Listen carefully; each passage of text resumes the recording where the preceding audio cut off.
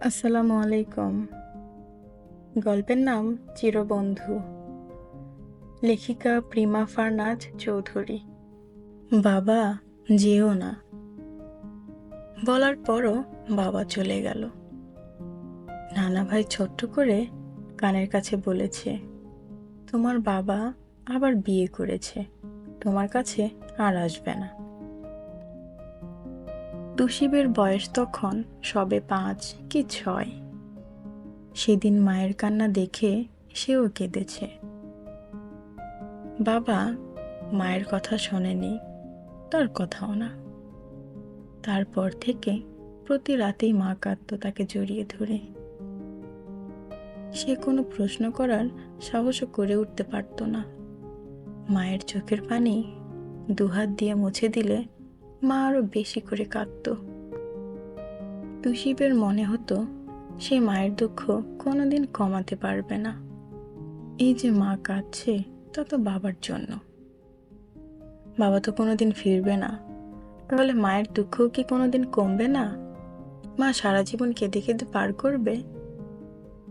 একদিন কৌতূহলবশত সে নানা ভাইয়ের কাছে জানতে চাইল, মায়ের দুঃখ কিভাবে কমবে, কি করলে মায়ের কান্না থামবে?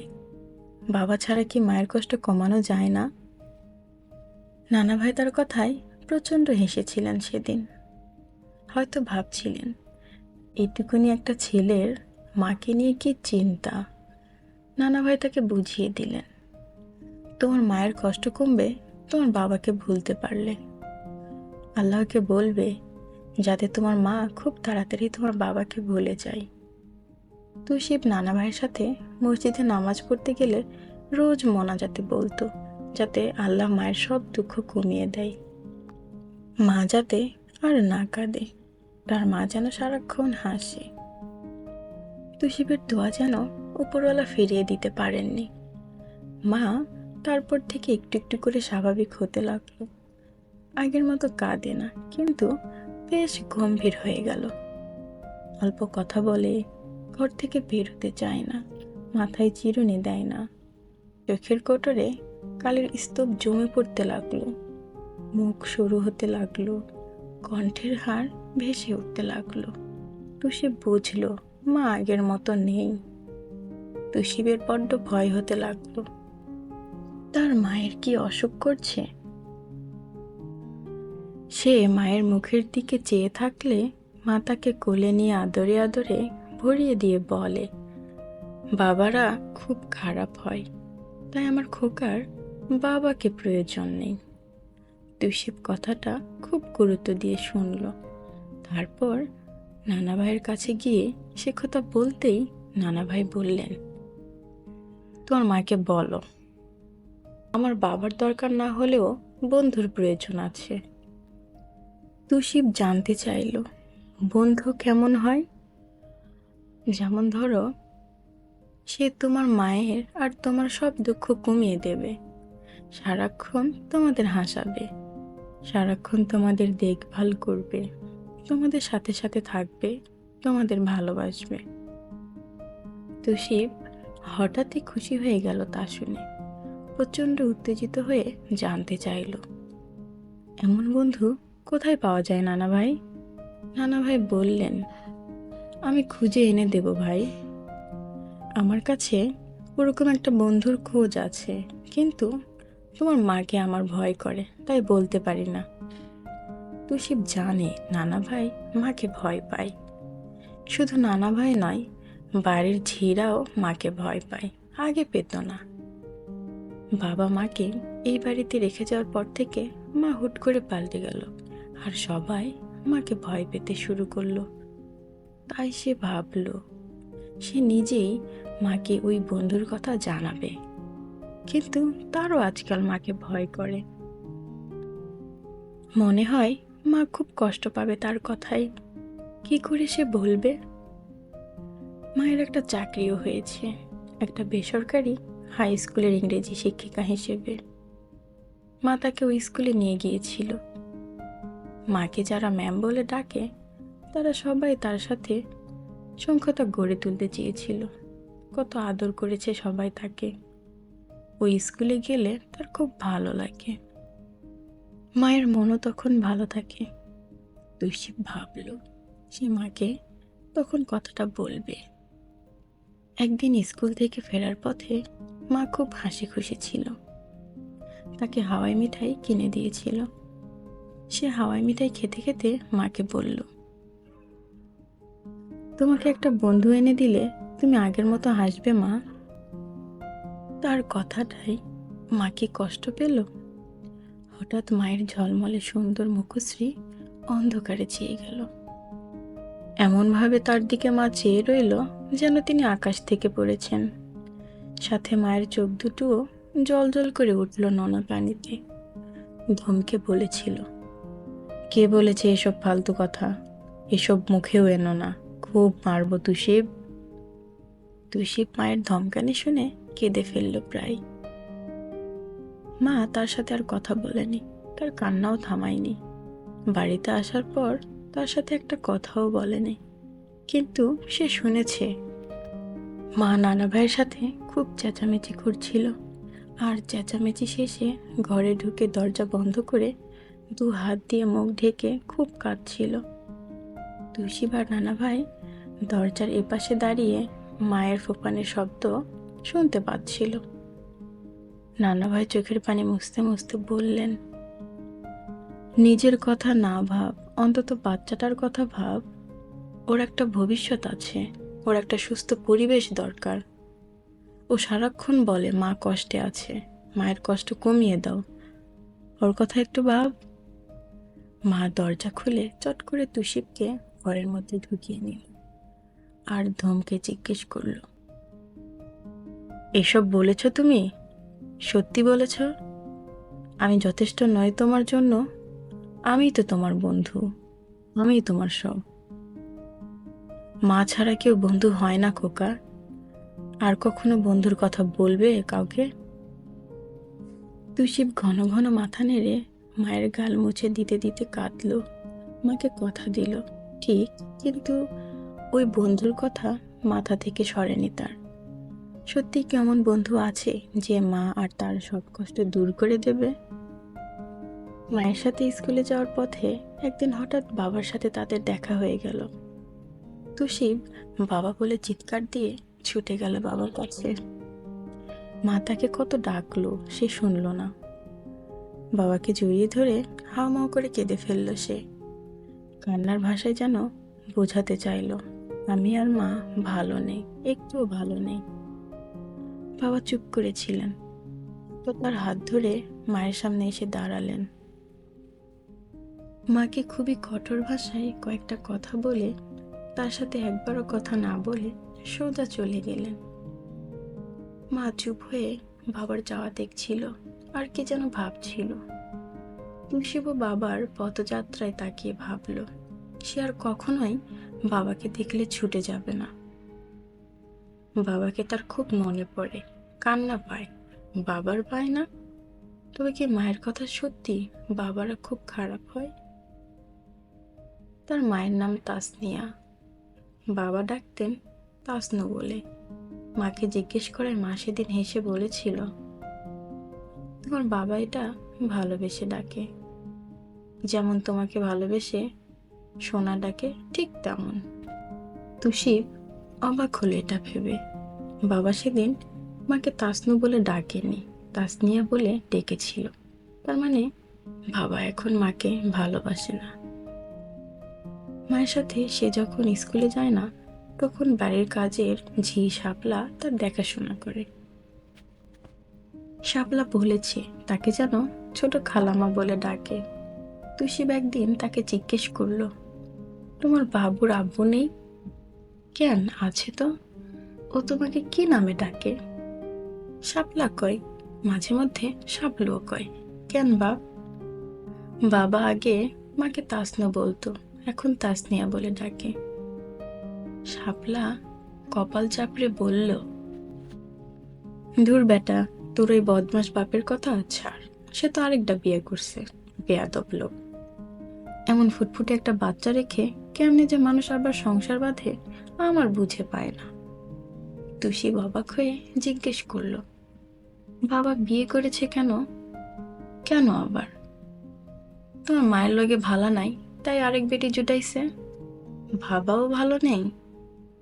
ওই রকম লম্পট বেটা কারোর সাথে ভালো থাকতে পারবো না। তুমি তোমার মায়ের কও আরেকটা বিয়ে করতে, সে কেন একা থাকবো? বিয়ে করলে কি হয় খালাম্মা? বিয়ে হইলে তুমি একটা বাপ পাইবা, তোমার মা একটা বর পাইব, তখন ভালো থাকবে। ওই বেটা তো আর খারাপ হইব না। হক করলে খারাপ হয় না। বিয়ে হলে মা আগের মতো হাসবে? শাপলা মেঝে মুছতে মুছতে বলতে লাগলো, হয় হয়, খুব হাসবো। তুমিও হাসবা, তোমার নানাও হাসবো। তোমাকে হাসি দেখা আমিও হাসবো।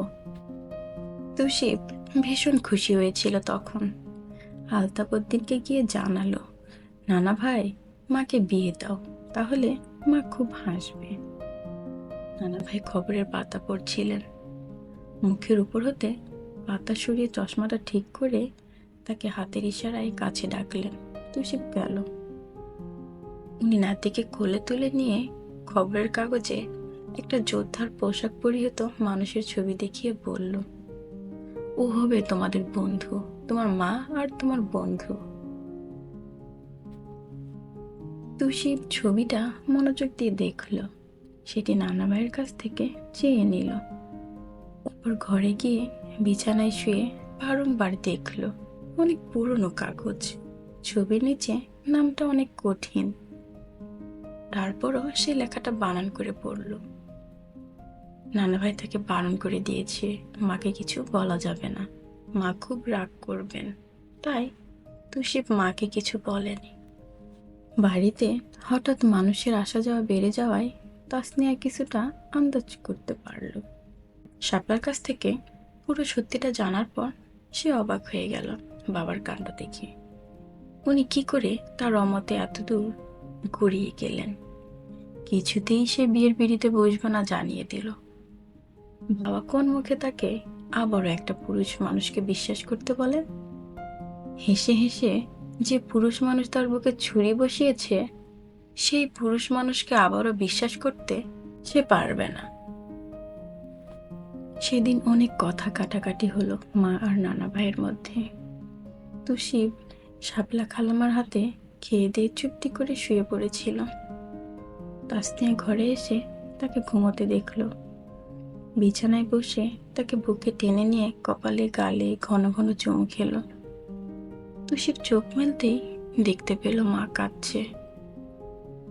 তাকে চোখ খুলতে দেখে তাসনিয়া চোখ মুছে ফেলল, বলল, তোমার মা তোমাকে খুব ভালোবাসে, যা আর কেউ বাঁচতে পারবে না। নানা ভাইয়ের কথা শুনবে না। তুষি সুযোগ পেয়ে বলল, বন্ধুটা সুপারম্যান। সুপারম্যানরা কাউকে কষ্ট দেয় না মা। সুপারম্যানরা বাবার মতো হয় না। দেখবে, সুপারম্যান তোমাকে তাসনু বলে ডাকবে না, তাসনিয়া বলেও ডাকবে না। তাসনিয়া তার কথা শুনলো, তবে কানে নিল না। তাকে বুকে জড়িয়ে মাথায় হাত বুলিয়ে দিতে দিতে বলল, তোমার বাবা এক সময় আমার কাছে সুপারম্যান ছিল, এখন আমি তাকে ঘৃণা করি। আলতাফ সাহেব হঠাৎ করে একদিন অসুস্থ হয়ে পড়লেন। বাবাকে অসুস্থ হতে দেখে তাসনিয়া পুরোপুরি ভেঙে পড়ল। আলতাফ সাহেবকে দেখার জন্য তাসনিয়ার মামা আর খালামারা এলেন।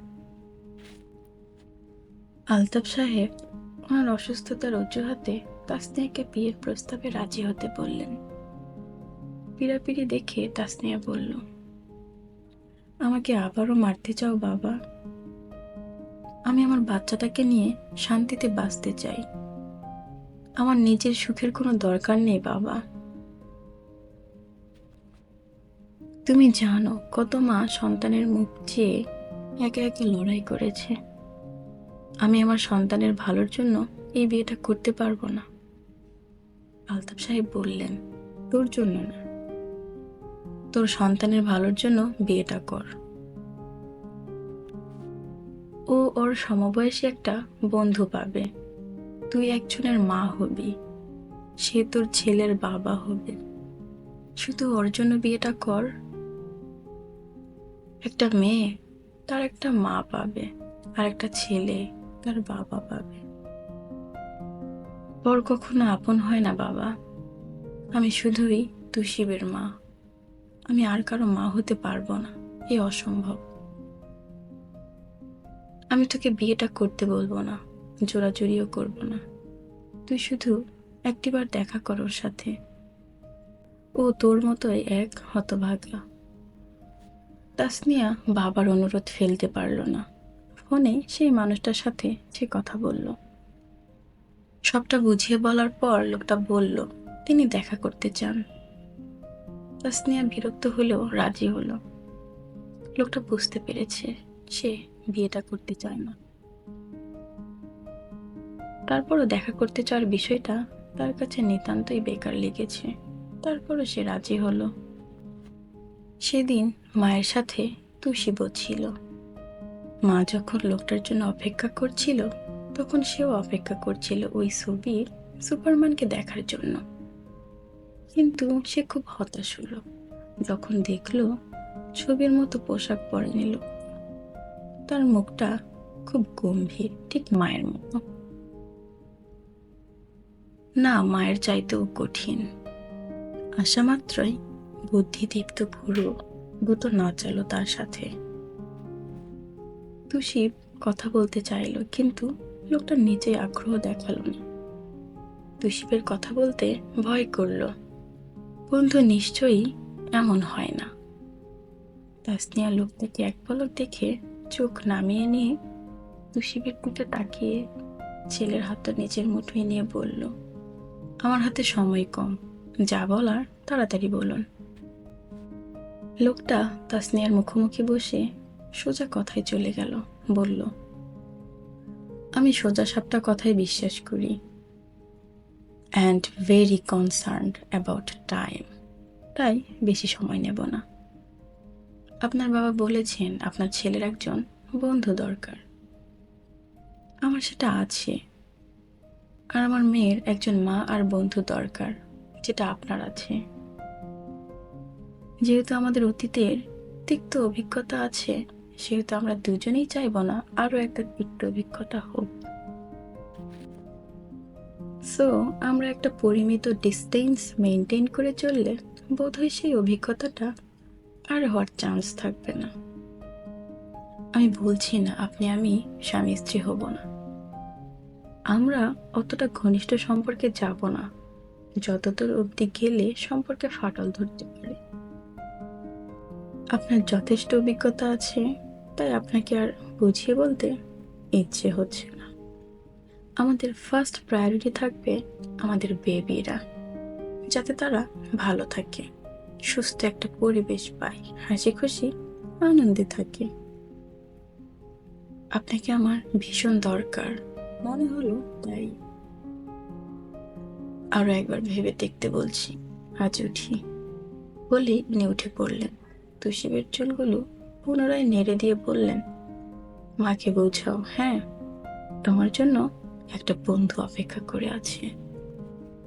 তুষিব মাথা নেড়ে হাসতেই উনি পকেট থেকে চকলেট বের করে বাড়িয়ে দিলেন। তুষিব নিতেই উনি তার চুলগুলো আবার এলোমেলো করে দিয়ে বলল, গুড বয়। তাসনিয়া দেখল লোকটা যেই গতিতে এসেছে সেভাবেই চলে গেল। বাবার মুখ থেকে শুনেছে তিনি একজন সেনাবাহিনীর কর্মকর্তা। স্ত্রীর সাথে ছাড়াছাড়ি হওয়ার পর মেয়েকে নিয়ে ভীষণ বিপাকে পড়েছে। পরিবার থেকে বিয়ে করার চাপ দিচ্ছে, কিন্তু তিনি চান ওনার মেয়ের জন্য একটা মা। আলতাফ সাহেব মেয়ের জবাব পাওয়ার আশায় ব্যাকুল হয়েছিলেন। কোনো সাড়া শব্দ না পেয়ে উনি হতাশ হয়ে পড়েছিলেন। ওনাকে চুমকে দিয়ে এক সন্ধ্যায় তাসনিয়া বলল সে বিয়েটা করতে রাজি। তার মতামত শোনার অপেক্ষায় ছিলেন উনি। বিয়ের বন্দোবস্ত করতে দেরি হয়নি। ওই পক্ষে অনেক মানুষ সেদিন বাড়িতে এসেছিল। তুষিবও সবাইকে খুঁটিয়ে খুঁটিয়ে দেখছিল। যারা এসেছে তারাও তুষিবকে দেখেছে। তাকে সবাই ডাকছিল, কিন্তু সে যায়নি। মায়ের ঘরেও তাকে যেতে দেওয়া হলো না।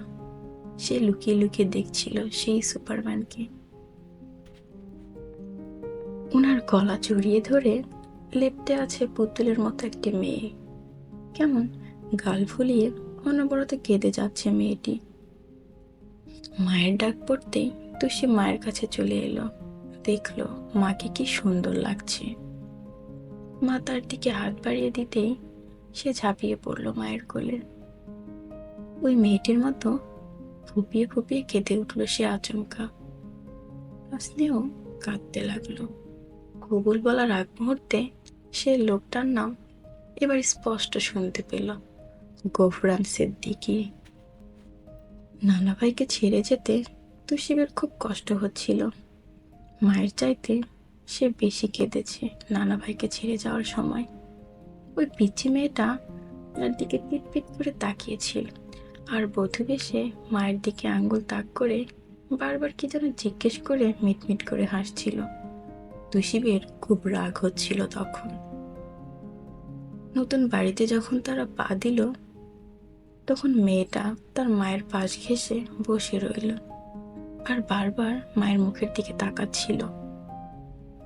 তাসনিয়া তা খেয়াল করলো কিন্তু কিছু বলল না। বাড়ি ভর্তি অনেকগুলো মানুষ। একে একে মিষ্টি মুখ করানোর পর একজন মধ্যবয়স্ক লোক তাকে মিষ্টি মুখ করিয়ে বলল, আমি তোমাকে ছোট বউ বলে ডাকবো। আমি তোমার ভাসুর। তোমার যা কাল কোমর ভেঙেছে এই বিচ্ছুর সাথে ছুটতে গিয়ে, তাই নিচে আসতে পারছে না। মেয়েটা কিচিরমিচির করে উঠল তখনই, বলল, আমার নতুন বন্ধু মাকে পচা কথা বলছো কেন? পেছনে যারা দাঁড়িয়ে ছিল সবাই একসাথে হেসে উঠল। তাসনিয়া সবাইকে এক এক করে দেখছিল। হঠাৎ সেই লোকটা এসে বলল, সবাই ভিড় কমাও। এই তোরা ছবি তোলা বন্ধ কর, আপনি আসুন ঘর দেখিয়ে দিই। মিনি, আমার বন্ধুর সাথে কথা বলো। মেয়েটা তুষিবের হাত ধরলো, বলল, বন্ধু তোমার মাকে মা ডাকতে দেবে? গল্পটির পরবর্তী পর্ব পেতে আমাদের চ্যানেলটিতে সাবস্ক্রাইব করুন এবং লাইক, কমেন্ট, শেয়ার দিয়ে পাশে থাকুন। নোটিফিকেশন পেতে পাশে থাকা বেল আইকনে ক্লিক করুন। ধন্যবাদ সবাইকে।